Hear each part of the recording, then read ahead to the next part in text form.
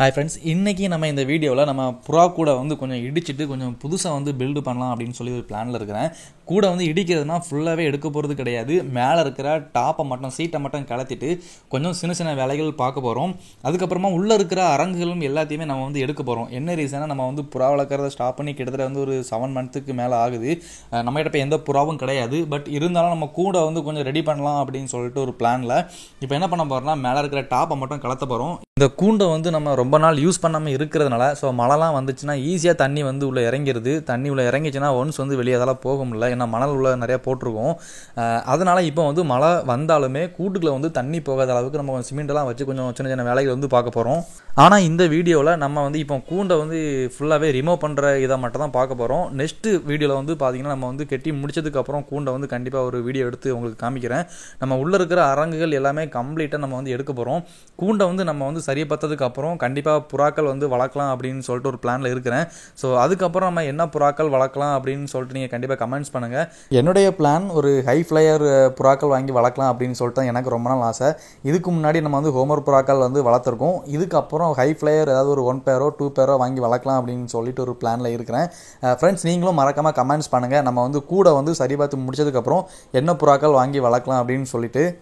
அது மட்டும் இல்லாமல் நம்ம ஃப்ரெண்ட்ஸ் நிறைய பேர் என்ன கேட்டிருந்தாங்க, ஹோமர் புறாக்கள் வளர்த்தீங்களா ப்ரோ, நீங்கள் சேல்ஸ் பண்ணதுக்கப்புறம் ஏதாவது உங்கள் வீட்டுக்கு ரிட்டர்ன் வந்துட்டான்னு சொல்லி கேட்டிருந்தாங்க.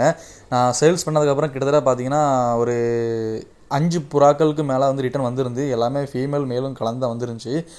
அதுக்கப்புறம் என்ன ரீசனால் வந்து புறா வளர்க்குறது ஸ்டாப் ஆச்சு, அந்த புறாக்கள் என்னாச்சு அப்படின்னு கேட்டிங்கன்னா, எங்கள் வீட்டில் வந்து ஜாக்ஸி அப்படின்னு சொல்லிட்டு ஒரு வேட்டை நாய், ஒரு ஃபீமேல் ஒரு டாக் வந்து வச்சுருக்கிறேன். அது ஏஜ் என்னென்னா 2 இயர்ஸ் ஆகுது, 2 வயசு ஆகுது.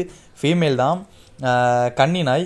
இது வந்து பார்த்திங்கன்னா நம்ம வீட்டில் வளர்க்குற புறாக்களை வந்து எல்லாத்தையுமே ரிட்டன் அந்த புறாக்கள் எல்லாத்தையுமே 1 by 1 வந்து கடிச்சு கொண்டுட்டு, அதனால தான் நான் கம்ப்ளீட்டாகவே புறா வளர்க்குறத வந்து நான் ஸ்டாப் பண்ணிட்டேன். அதுக்கப்புறம் எந்த ஒரு புறாக்களுமே இன்ன வரைக்கும் வாங்கி வளர்க்கலை. அதனால் நம்ம இதுக்கப்புறம் புறாக்கள் வளர்த்தாலுமே நம்ம ஜாக்ஸ்கிட்ட இருந்து கொஞ்சம் கவனமாக தான் புறாக்களை வந்து வளர்க்கணும். அந்த ஒரு காரணத்தால் தான் நான் புறா வளர்க்குறதுக்கு ரொம்ப யோசிச்சுக்கிட்டே இருக்கேன். அதனால் ஃபஸ்ட்டு நம்ம இந்த புறா கூண்டில் இருக்கிற எல்லா ஒர்க்கையும் கம்ப்ளீட் பண்ணிவிட்டு நம்ம புறா வளர்க்கறதை பற்றி அதுக்கப்புறம் திங்க் பண்ணுவோம்.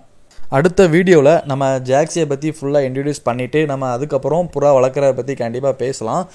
கிட்டத்தட்ட வந்து இப்போதைக்கு நம்ம புறா கூடு மேலே டாப் எல்லாத்தையும் நீட்டாக கலத்தியாச்சு.